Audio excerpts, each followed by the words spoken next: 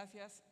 Gracias a la AMIP, y es un gran gusto estar acá, especialmente celebrando los 5 billones de ahorro y de inversión que está a través de los fondos de inversión acá en México, y los 17 millones de cuentas que se benefician en el largo plazo con no solo inversión, sino también para tener un mejor retiro digno, para poder lograr diferentes objetivos que tienen en el tiempo.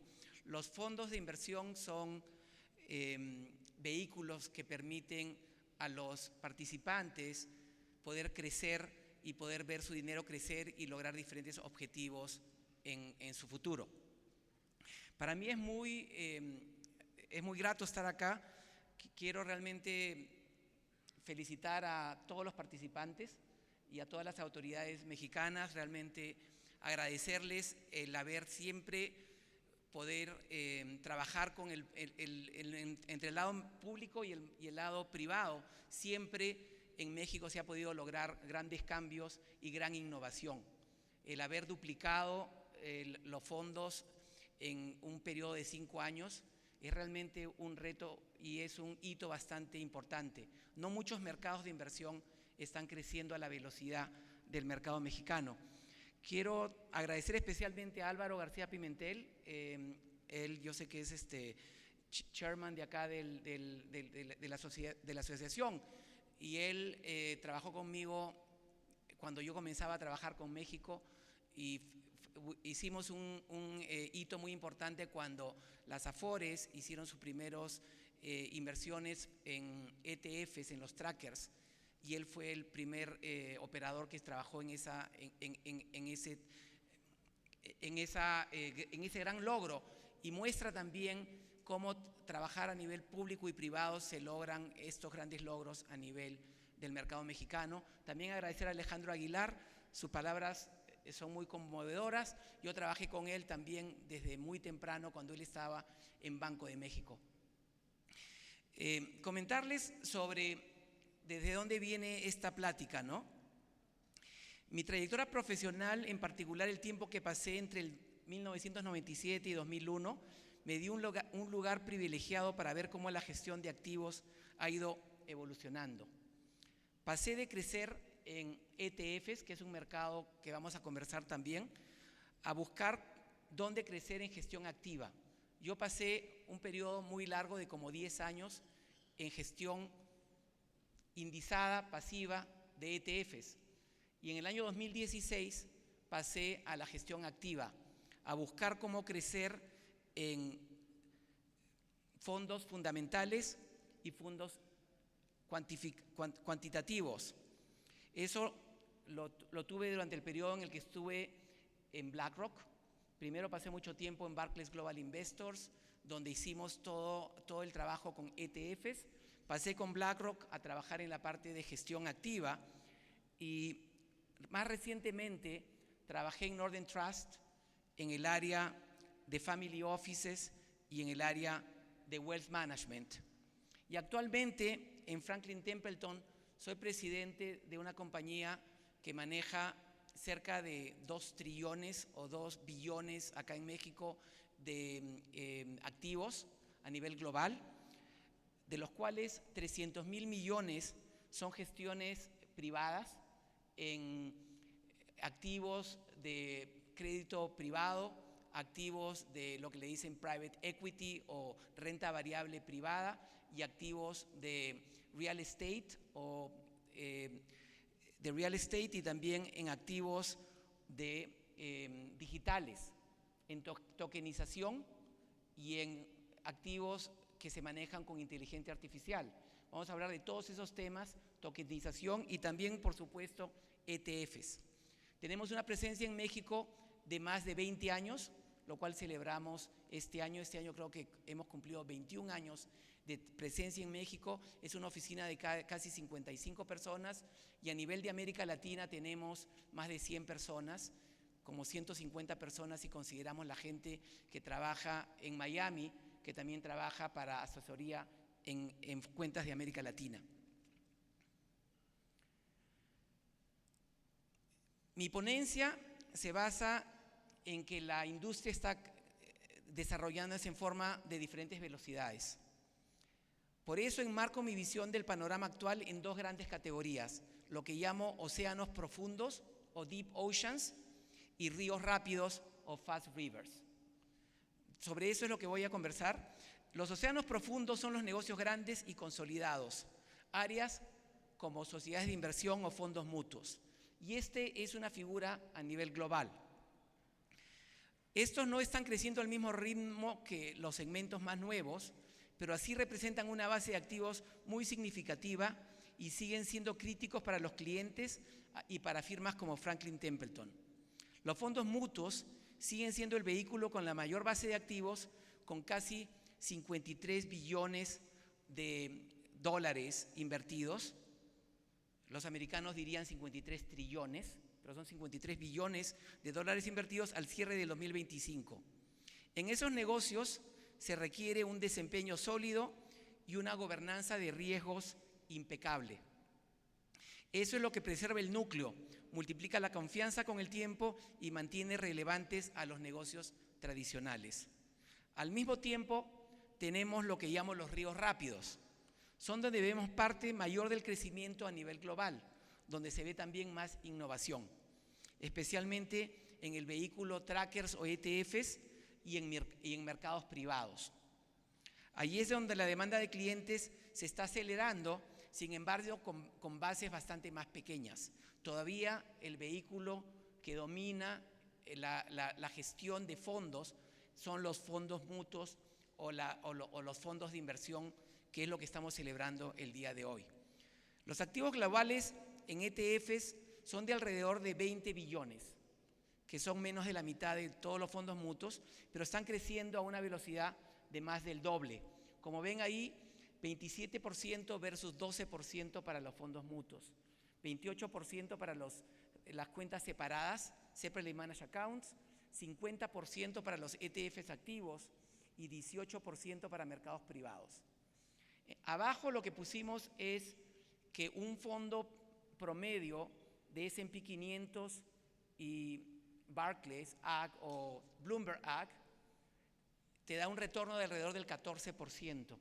Entonces, el crecimiento orgánico, que es como medimos la industria a nivel internacional, te da un crecimiento orgánico negativo del 2% en fondos mutuos y positivo en todo lo que llamamos ríos rápidos. Sin embargo, los fondos mutuos a nivel general siguen creciendo porque los mercados ayudan con ese crecimiento.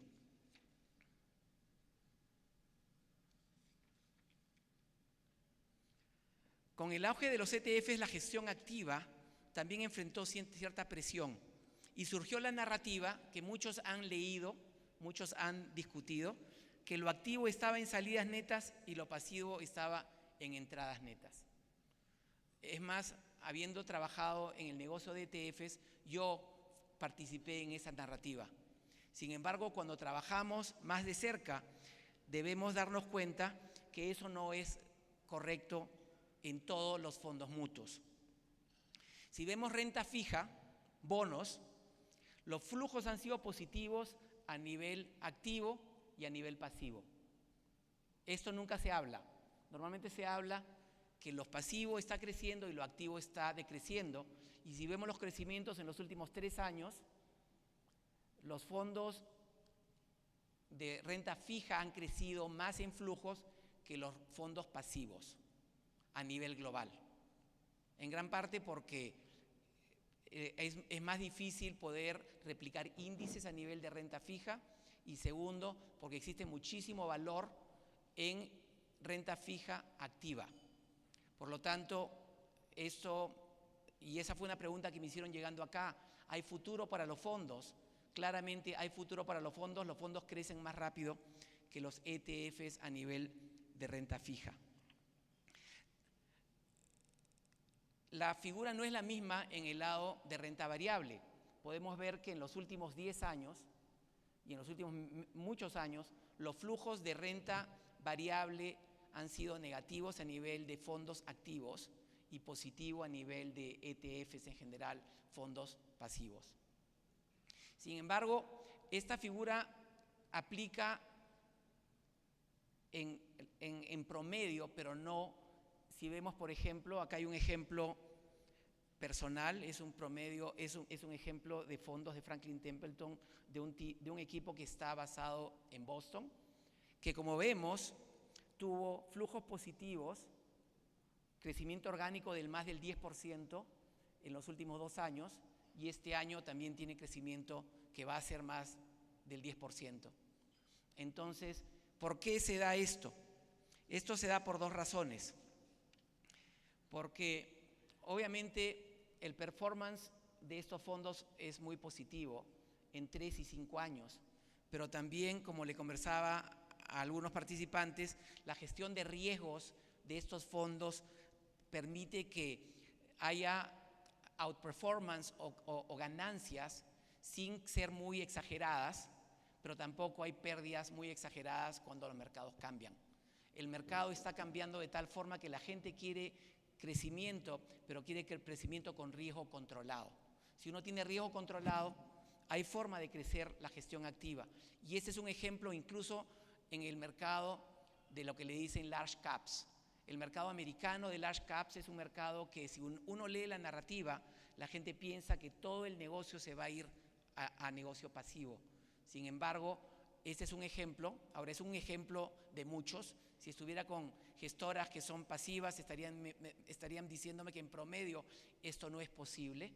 Es posible, y es posible en el largo plazo. Los otros mercados donde hay este crecimiento está también en mercados emergentes. Los fondos de mercados emergentes también tienen flujos positivos, y también en fondos mid cap, small cap, fondos que no son US large cap necesariamente. Sin embargo, en promedio, la narrativa, ya sea en US large cap o en Estados Unidos large cap, y en UK, en el Reino Unido, favorece fondos pasivos, en gran parte por este tema que les mencionaba de la gestión de riesgos. Habiendo trabajado y habiendo dirigido equipos fundamentales, los equipos fundamentales tienen mucho orgullo de saber elegir qué acciones van a crecer en el largo plazo, y eso es verdad. Sin embargo, muchas veces toman posiciones muy concentradas en esos nombres, y lo que tienen que saber hacer es cómo enfocar su talento en lo que hacen bien y trabajar con riesgos para tratar de medir el riesgo que están tomando en la concentración, ya sea de nombres específicos, en la concentración de factores, para poder trabajar y poder generar retornos que les permitan tener crecimiento positivo en sus fondos. De vuelta, hay más alfa en mercados emergentes, hay más alfa o crecimiento orgánico en fondos de small cap, pero también en fondos que tengan buen retorno.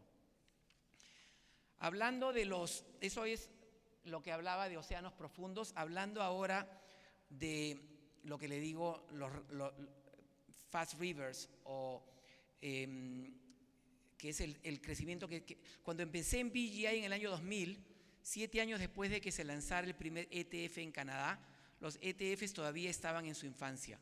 Ese fue el año en que Europa lanzó su primer ETF. El mercado de ETF se ha expandido rápidamente en los últimos 25 años. Y el crecimiento es muy grande. Voy a mencionar simplemente unos cuantos hitos. Los primeros ETFs de renta fija se dieron en el 2002 en Canadá, y después en el 2009 en los Estados Unidos. El otro hito importante fue en el 2008, en que los ETFs activos se aprobaron en los Estados Unidos. La introducción de ETFs activos tras la crisis financiera fue un punto de inflexión importante, que se ha acelerado después de COVID. Y vamos a conversar de ETFs activos porque es un vehículo que las gestoras y los fondos utilizan más y más a nivel global. En el 2019, en Estados Unidos se aprueba la regla de ETFs. Esta regla permitió una aprobación y un marco regulatorio bastante más claro y consistente, y aceleró el lanzamiento de nuevos ETFs. Y en el 2024 surgieron los primeros ETFs digitales, y en el 2025 el negocio de ETFs alcanzó 20 trillones, como mencionamos. Entonces, es un negocio que ha crecido mucho, y se espera que en el 2030 alcance los 45 billones. ¿Cuándo pasarán los ETFs a los fondos de sociedades de inversión tradicionales? Hay diferentes estimados, pero yo creo que va a ser después de 2050, porque los fondos tradicionales siguen siendo la base más grande. Al mismo tiempo, vemos presiones en la tendencia de gestión activa. Y yo creo que los ETFs activos son un gran desarrollo que vamos a pasar a conversar. La aparición de los ETFs activos hace que la decisión entre ETFs y fondos mutuos sea, por lo menos a nivel de Estados Unidos y mercados europeos donde se manejan los dos instrumentos, una decisión de vehículo y no una decisión entre activo y pasivo. Incluso estando ya en Franklin, la gente de Franklin Templeton es una gestora primordialmente activa fundamental. Y en cierta forma se sentía cierta incomodidad lanzando ETFs, porque ETFs venía a ser el negocio pasivo que había estado ganando espacio a los fondos tradicionales. Sin embargo, ahora existe la posibilidad de lanzar los fondos tradicionales o las estrategias activas en ETFs o en fondos mutuos. Los ETFs pasivos todavía siguen creciendo bastante y lo podemos ver. Sin embargo, es interesante ver que los ETFs activos el año pasado representaron 30% de los flujos que entraron, siendo una parte muy menor del mercado, porque los ETFs activos representan alrededor del 10% del mercado, representaron 30% de los flujos. 30% del crecimiento y 10% del mercado. Claramente se espera que los ETFs activos alcancen 16% en el 2030 y sigan creciendo de una forma bastante acelerada. En el 2025 los activos representaron casi un tercio de los flujos, como mencioné. Ahora, Estados Unidos ha liderado la expansión de ETFs activos, pero los fondos UCITS, que son los fondos europeos que están normalmente domiciliados en Luxemburgo o están domiciliados en mercados que todos ustedes conocen como Dublín, también están viendo crecimiento de flujos de ETFs activos. En el 2025, 7% de los flujos de ETFs fueron activos en los ETFs de UCITS y más del 40% de los nuevos lanzamientos fueron activos. ¿Cuáles son? Pero en el caso americano, la gente piensa que, dado que a nivel del instrumento, los ETFs tienen una ventaja fiscal, tienen una ventaja tributaria que los ha hecho mucho más populares. Esta ventaja tributaria no existe en Europa. No existe ventaja tributaria de operar ETFs activos en Europa. Sin embargo, el vehículo está ganando popularidad. ¿Por qué? Primero que nada, yo diría transparencia. La gente quiere invertir en vehículos que tienen transparencia más rápida y los ETFs te permiten tener las posiciones en las que se invierten en forma diaria y uno puede poder operarlos además en forma bastante rápida. Y ha habido crecimiento de plataformas digitales como acá en México. Existen neobrokers, modelos de inversión más automatizados y esos ayudan para que los ETFs sean un vehículo que prefieran utilizarse versus los fondos de inversión. Yo pienso, y lo pensé desde el comienzo cuando manejaba el negocio de ETFs, que ETFs es realmente una ventaja de liquidez y de acceso. Los clientes quieren invertir y poder salir y entrar por su cuenta, sin tener que tener la llamada de un asesor, pueden ellos entrar y salir con más velocidad. Y en función de que la industria se genere, la velocidad de la industria se mantenga y se requiera incluso operatividad más rápida, yo creo que el vehículo de ETF para sociedades de inversión o estrategias activas es un vehículo que complementa muy bien al fondo mutuo. Yo pienso que los dos instrumentos son bastante importantes y es algo que las autoridades deberían considerar en México también, porque realmente se puede tener los dos instrumentos. Cambiando de ETFs a otra tendencia bastante rápida, que es las estrategias de mercados privados. Estas están pasando a ser un segmento de alto crecimiento en una plataforma global de escala y creemos que será un motor central del crecimiento de largo plazo y del posicionamiento competitivo de los gestores de activos. Como les mencioné, Franklin Templeton maneja 1.8 trillones, 1.8 billones, de los cuales 300 billones ya son en estrategias privadas. En general, se espera que los activos bajo gestión alternativa superen los 30 billones para el 2030. A nivel global, los vehículos perpetuos, que son los que estamos mencionando acá, permiten registrar estrategias que tienen parte pública y parte privada.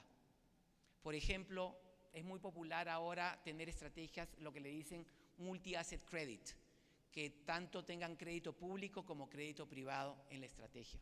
Esa es una tendencia y esos son estos fondos que estamos mencionando acá, que han crecido 30%, le dicen evergreen o fondos perpetuos, también se les dice. Esas son estrategias que permiten registrar fondos, porque estos son fondos registrados con la SEC y fondos registrados en UCITS, que permiten, que tienen diferentes nomenclaturas. En Europa, LTAF o LTIF, son instrumentos que permiten que los inversionistas inviertan no solo en activos públicos o listados como renta variable o renta fija, sino también crédito bancario, crédito privado. Conociendo que el número de empresas que cotizan en bolsa ha caído y se mantienen privados por mucho tiempo, es muy importante tener esas estrategias para que la gente pueda tener exposición a compañías como SpaceX o como OpenAI, que muy pronto van a salir al mercado público, pero han sido compañías privadas con valuaciones que acercan casi el billón de dólares americano, casi $1 trillón, digamos, en la nomenclatura americana. Entonces, tener acceso a compañías privadas ha sido lo que ha movido esta tendencia de los flujos evergreen en el mercado americano. Y yo pienso que con los mercados que siguen armando esto, es importante que en los mercados latinoamericanos, donde todavía estamos a niveles tempranos, y yo sé que el mercado de Afores ha podido acceder a estos mercados, yo también pensaría que es importante que el patrimonio privado, que es la tendencia más visible del mercado alternativo, sea algo que también sea considerado para el futuro. Es una estrategia, sobre todo si podemos conseguir mercados y instrumentos que tengan liquidez a través de renta variable líquida, renta privada o renta fija líquida, bonos listados con alguna participación de crédito privado. Es una tendencia que haría muy atractivo la inversión, sobre todo, obviamente que es mucho más fácil si el fondo se utiliza para el retiro, se utiliza para generar retornos de largo plazo, porque son instrumentos obviamente ilíquidos, pero te permiten tener un incremento de lo que le dicen el illiquidity premium. Normalmente tienen un retorno de 2 a 3 o 4% por encima de bonos regulares o de renta variable regular.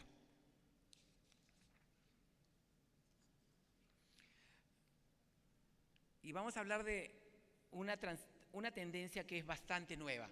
Esta tendencia sí es muy nueva y yo me siento muy confortable hablando de esta tendencia porque Franklin Templeton ha invertido en activos digitales desde hace 7 años. Tenemos más de 100 personas en Franklin Templeton enfocadas a gestión de activa, pero lo que le decimos tokenización de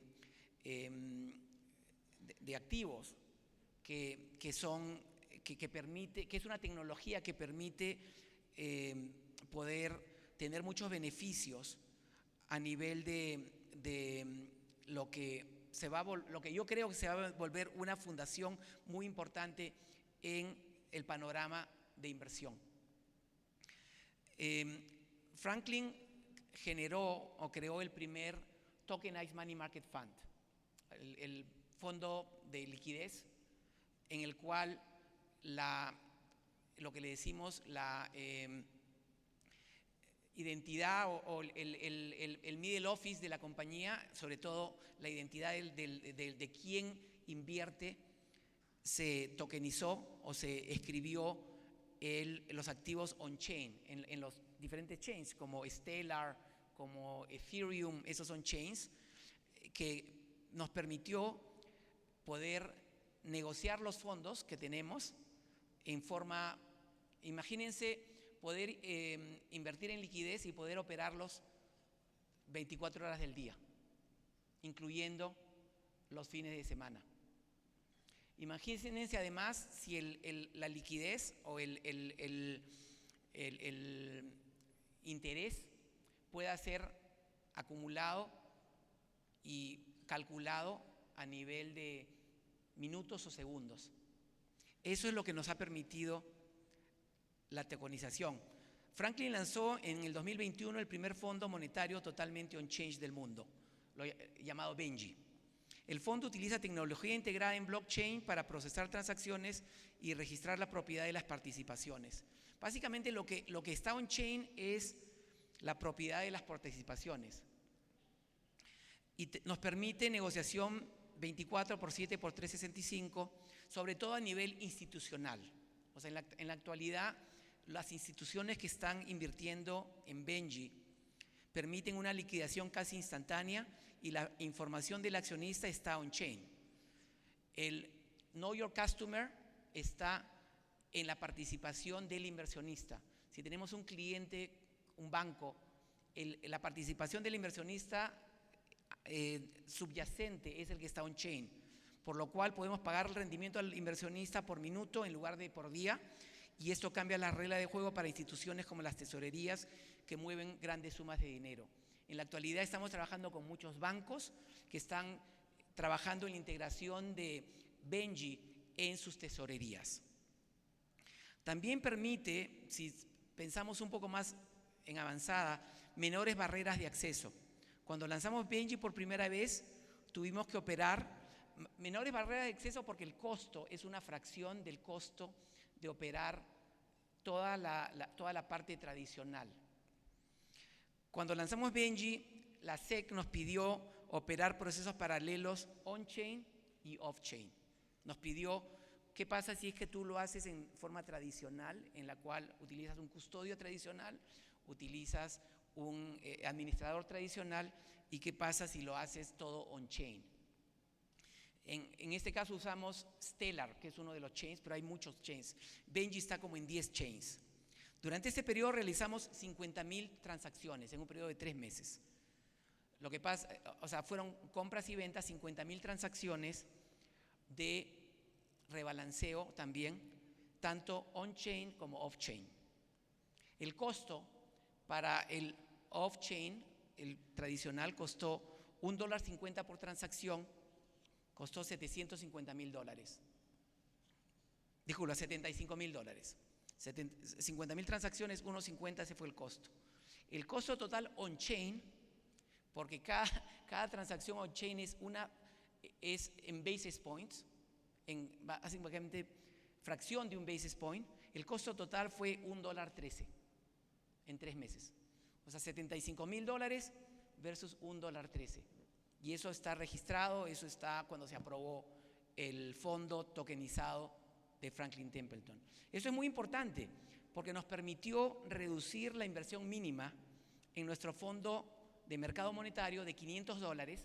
El off-chain cuesta $500 como mínimo para poder cubrir todos los costos de adquisición a $20. Entonces, es un beneficio extraordinario.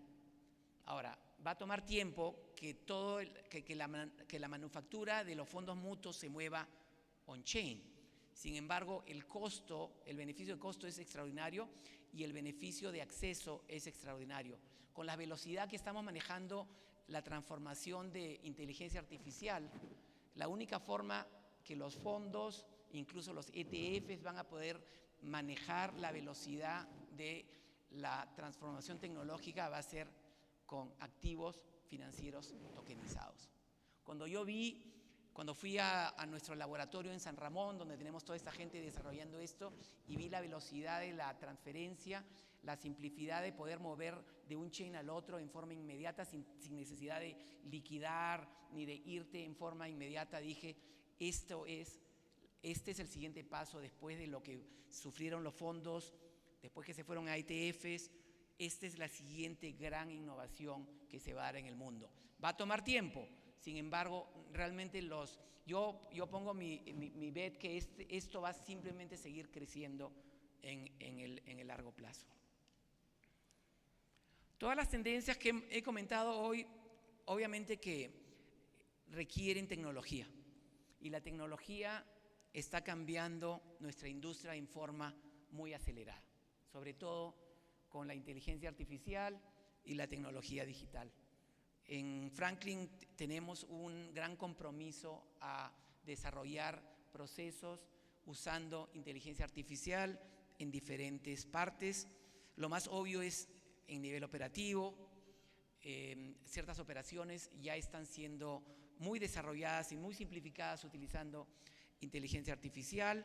También en gestión de activos existen muchas partes de la industria que ya están testeando parte del research, sobre todo, utilizando inteligencia artificial, porque te da muchísimos beneficios. Sobre todo ahora un inversionista fundamental puede hacer un modelo en media hora usando cloud, un modelo que antes le hubiera tomado 2 o 3 días. A nivel también de distribución, nosotros estamos testeando utilizar inteligencia artificial para poder conectar y contactar más y más clientes y poder tener un contacto directo mucho más cercano con el cliente. Entonces, la combinación de inteligencia artificial con tokenización es obviamente el futuro. Yo creo que va a estar acá más cercano de lo que pensamos, y obviamente que las autoridades, sugiero trabajar con las autoridades para estar en paralelo, yo diría, trabajar el tema de nuevos vehículos como los que hemos mencionado, pero también trabajar en el tema de tokenización, que nos va a permitir utilizar tecnología de inteligencia artificial más avanzada en el corto plazo. Déjenme cerrar para decirles cómo comencé, ¿no? Yo comencé hablando de cuando en el año 2004, 2005 yo venía a México y trabajamos muchas modificaciones en cómo trabajaban primero las Afores, utilizando trackers, pero después muchos instrumentos como las fibras, como incluso el mercado internacional de cotizaciones de la Bolsa Mexicana, que también desarrolló muchísimos fondos de inversión que han podido ser muy exitosos en el mercado mexicano. El segmento internacional ha sido un segmento muy exitoso, y yo diría se ha desarrollado en gran parte por la colaboración entre el equipo privado y las autoridades. Entonces yo sé que las autoridades son muy pro mercado.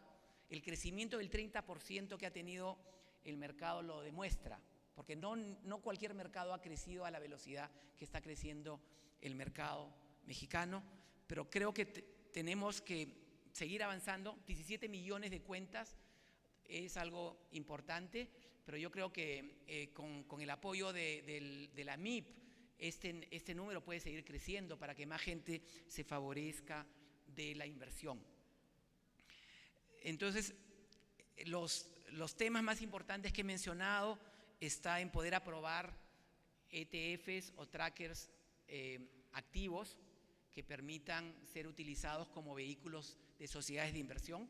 Hay que estudiarlo, cómo hacerlos trabajar con sociedades de inversión para poder tener esto, porque no es un tema solo de, ahora que se puede utilizar el vehículo no solo a nivel de vehículos pasivos, sino activos, te permite tener otro segmento del mercado sobre todo los neobrokers o los nuevos brokers van a poder beneficiarse con eso.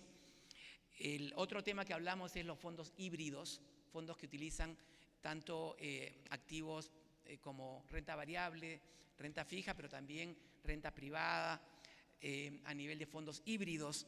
Y el último tema fue tokenización. Es un tema que vamos a trabajar con las autoridades. Tenemos un compromiso de trabajar con Álvaro, con la Bolsa Mexicana también, para poder trabajar el tema de cómo poder tener un mercado de tokenización en el mercado de México. Y déjenme terminar que de la misma forma en la que yo me asocié a principios de los años 2004, 2005, 2006, ahora que estoy en una plataforma tan grande a nivel de Latinoamérica y sobre todo al nivel de México, me encantaría tener un compromiso de regresar y seguir celebrando los siguientes hitos de la industria mexicana. 5 billones, 10 billones, pongamos un frente de 10 billones en el corto plazo para seguir creciendo de la misma forma. Muchísimas gracias por la oportunidad y muy emocionado de estar acá. Les agradezco a todos por su atención a la presentación. Gracias.